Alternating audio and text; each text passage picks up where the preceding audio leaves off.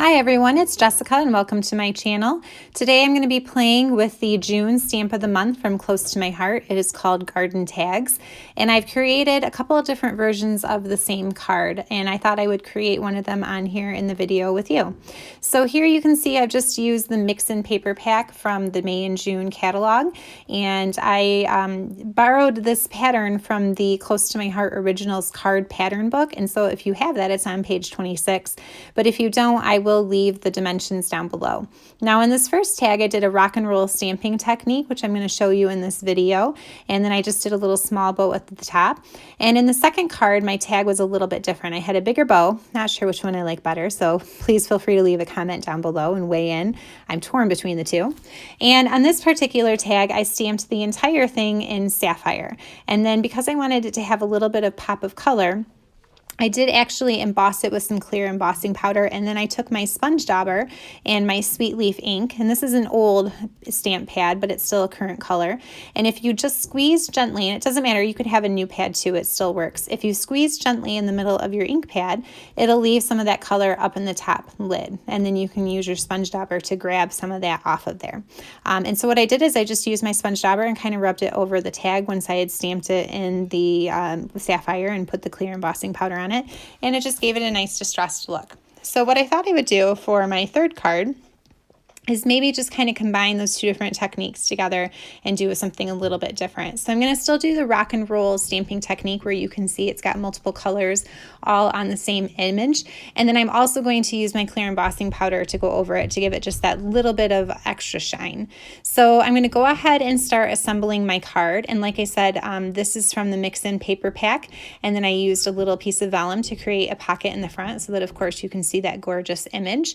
And what I'm going to do, since I'm doing some stitching, and this is just the way I operate, I like to put all of my pieces on a little scrap piece of paper first when I'm putting the card together. That way you don't see the stitching on the front of the card on the inside. And then I just put all of this together once I've got it assembled on the front of my card base. So that's why I'm just putting it on this little piece of scrap paper. Now actually my stitching is only on this bottom piece of sweet leaf paper, so I really didn't need to put it on that scrap piece, but I don't know, I just did it that way. So this is, like I said, the May stamp of the month, the June stamp of the month. Hello, it's June 1st. And you can get this only during the month of June, and if you place an order for $50 or more, the stamp set is only $5, so that's a really great deal for a full-size stamp set. So what I'm going to do is I'm going to take this little strip of paper and put it at the top of my vellum pocket just to make it stand out a little bit more. And I did think about using a zip strip for this because it would have been the right size, but ultimately I decided to pick just a different piece of the mix-in paper that I liked the pattern for. So I have to attach this vellum pocket to the card front, but as you may know, because vellum is opaque, I often have a hard time getting it adhered to my projects and not having the glue show through. So I usually use brads, or like what I'm going to do here is some stitching. So I just take my piercing tool, and from Close to My Heart, I love my piercing tool. I use it all of the time when I'm scrapbooking and making cards because I like to punch holes from my brads, or if I'm sewing on buttons, or like here where I'm sewing something on, I use my piercing tool constantly. So I'm just going to use some stitching to attach this vellum to the card front. And if you have a different way of attaching vellum without having your adhesive show, I would really love to know what that is. So please drop a comment down below under this video. I have yet to figure out what sort of adhesive will work that doesn't show through some way. So stitching it is, or like I said, maybe some brads.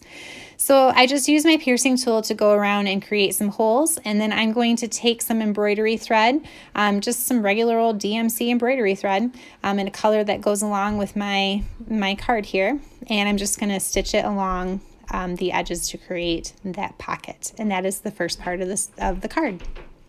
All right, now I have made that stitched pocket on the vellum, and so it's time to go ahead and make the tag itself. I do want to use the rock and roll stamping technique for my tag, which picks up just a little bit of color from a couple different ink pads and gives it almost an ombre look. So in order to do that, I'm going to use Sapphire and Sweet Leaf, which are both part of the color collection for this mix-in paper pack, but I'm also going to use 2 other colors. Now, when I go to cut out the tag itself, I do have to do a little bit of fussy cutting. Close to My Heart does have some thin cuts that fit these tag shapes exactly, but I don't have that.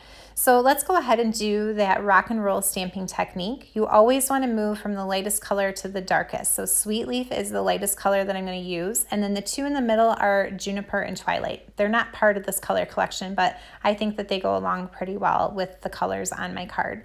So I arrange them in order from lightest to darkest, and I'm going to start with Sweet Leaf because that is the lightest. So I go ahead and stamp all over my image in Sweet Leaf and get that really good coverage.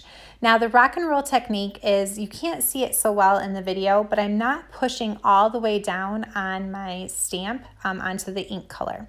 So I'm just kind of rolling it on the edge a little bit. So I'm picking up just a little bit of different color to blend in with that Sweet Leaf. So don't push all the way down, but just kind of like roll it on. That's why it's called rocking and rolling.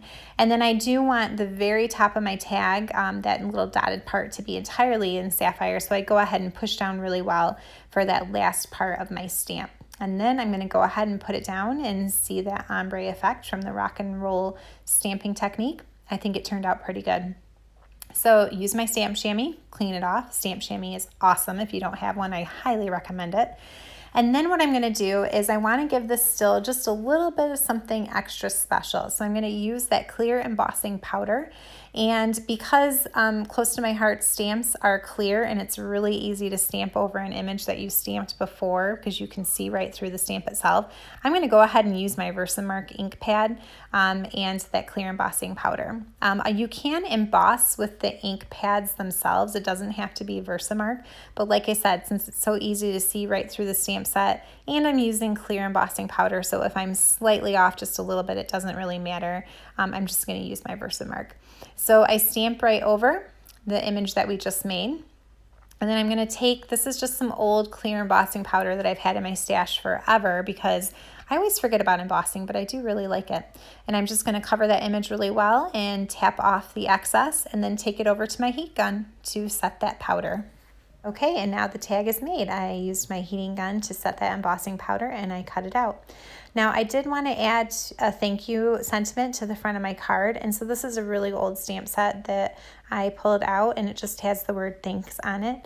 And so I'm going to go ahead and stamp that on just one of my little scrap pieces of paper and cut out around it. And then once I have cut out that thanks sentiment, I'm going to do my sponge dauber trick with the Sweet Leaf ink pad and I'm going to edge distress, around the edge of that little rectangle for that sentiment. And then I'm going to pop it up to the front of my card with some foam tape, and then my card is done.